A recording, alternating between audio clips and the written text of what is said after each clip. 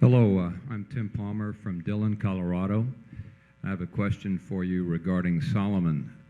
In the past week, there's been an article in the New York Times, the Wall Street Journal, and I believe it's Business Week that were rather unflattering as far as what's going on with the management and your selection. There seems to be somewhat of a cultural clash there. I don't know that to be a fact, but I wondered, number one, how you keep yourself open to bad news before it's news, and what is going on in Salomon there, the compensation plan, et cetera. How do you think that culturally is going to work out? Charlie and I are always, we are more interested in bad news always than good news. We figure good news takes care of itself. And we only give a couple of instructions to people when they go to work for us. And one of them is to think like an owner, and the second one is to just tell us the bad news immediately, because good news takes care of itself. And we can take bad news, but we don't like bad news late. So I would say in connection with Salomon that there is and has been some culture clash, and there probably almost always would be a culture clash in a business where there is that amount of tension, and whether it be the entertainment business or the investment banking business or the sports business. There's going to be a certain amount of tension between compensation to the people that work there and compensation to the owners. And I think there's been that strain has existed at Salomon from the day I was first there and far before that. I mean, that was no surprise. It's understandable.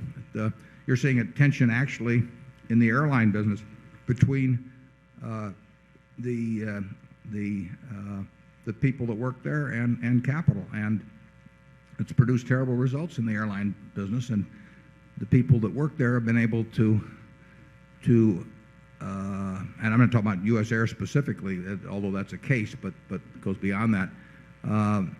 They have had contracts which were, as I point out in the report, were executed in an earlier age, which essentially will not allow, in many cases, capital to receive any compensation, and that produces a lot of tension. You don't have contracts like that in the investment banking business or Wall Street generally, but you have that same sort of tension.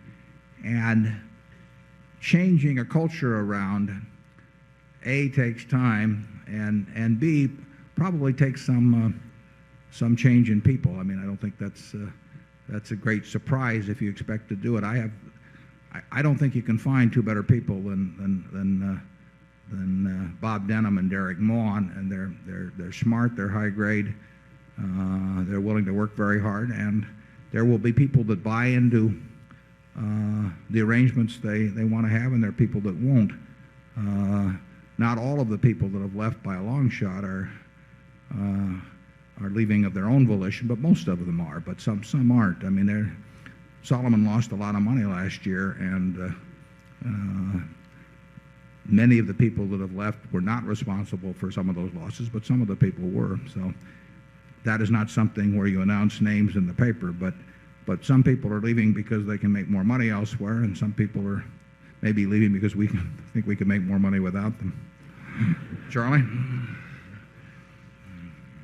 Yeah, I don't think the tensions that have been commented on within Salomon are all that unusual. I think they pretty well exist everywhere on Wall Street, and even in the banks which have tried to imitate Wall Street.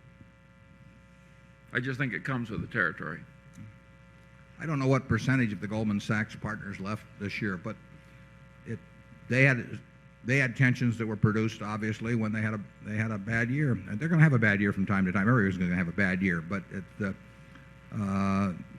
partners, the general partners of Goldman Sachs in the year ended November 30th, 1994, did not do well. They may not have done anything at all, and they made some very big money in prior years, and they'll probably make some very big money in subsequent years. But in the year when they didn't make any money, there was a lot of turnover. Maybe some of that turnover also was not all at the volition of the general partners that you read about leaving. I don't know the facts in that case, but there's a certain amount of tension that exists in Wall Street under any circumstances, and when you aren't making money, there's a lot of tension.